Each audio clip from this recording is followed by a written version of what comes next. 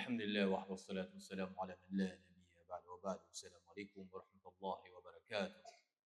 Alhamdulillah, unsala't buhay natin ng Diyos na tagapaglikha Allah, binigyan tayo ng pagkakataon na magkasama-sama. Alhamdulillah, pinili niya tayo sa dami ng mga tao sa labas upang makasamba sa Kanya.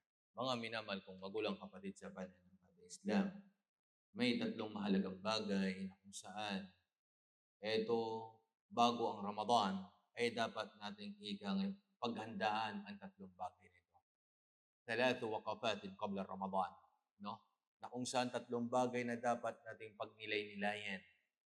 Una na dito, ang waqafatun ma'allah o amama rabbik. Ito yung pagninilay-nilay na kung saan sa iyong dakilang tagapaglikha.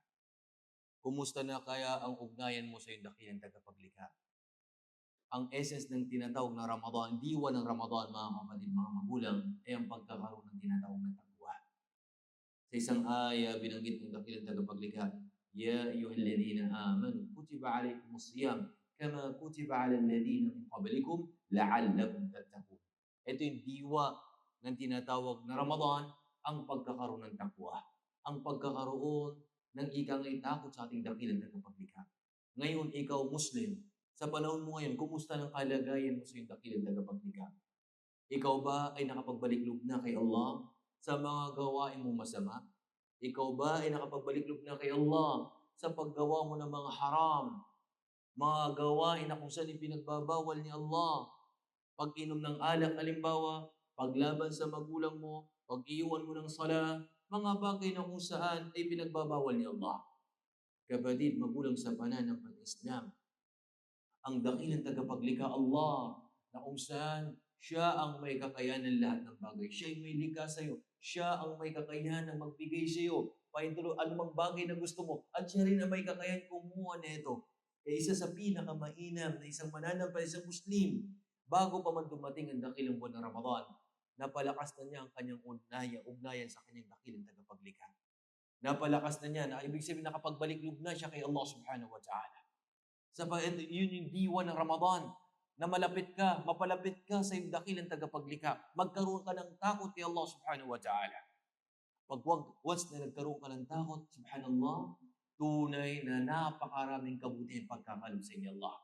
Isang ay binanggit pa, وَمَنْ يَتَّقِ اللَّهَ يَجْعَلْ لَهُ مَخْرَجًا وَيَرْزُقْهُ مِنْ حَيْثُ لَا يَحْتَسِبُ. Sino man nagkaroon ng takot kay Allah, nabibigyan siya ng solusyon sa mga problema na mayroon siya. Meron siyang lalabasan, mga problema sa buhay. Anong problema yan? Magkaroon ka lamang ng takot kay Allah. Sambahin mo siya. Huwag mo siyang pagtatambal. Pag once nagkaroon kanyang kapatid, anumang problema sa buhay, merong solusyon nakalaan para sa iyo ni Allah.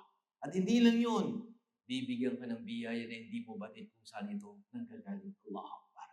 Kailangan lamang ang ugnayan mo sa iyong dakilang tagapaglikha. Magbalik-loob ka kay Allah. Magtawba ka kay Allah. Magkaroon ka ng takot kay Allah subhanahu wa ta'ala sa pamamagitan ng pagsunod sa kanyang mga pinag-uutos at pag-iwas sa kanyang mga pinagbabawal. Inshallah, sa susunod po natin yung iba sapagkat kukunti lamang ang ating oras. Maraming salamat. Nawa ay paabutin tayo sa dakilang buwan ng Ramadan na malulusog. Imagine ang mga salafus salih, ang mga nauna sa atin, nagduduwa sila 6 months before pa man sila abutan ng Ramadan, nagdudua na sila na paabutin sila ng dakilang buwan ng Ramadan. Paabutin nawa tayo ni Allah ng malulusog ang pangangatawan, malayo sa anumang sakit. Maraming salamat hanggang dito na lamang. Wa akhiru da'wana alhamdulillahi rabbil alamin. Assalamu alaikum warahmatullahi wabarakatuh.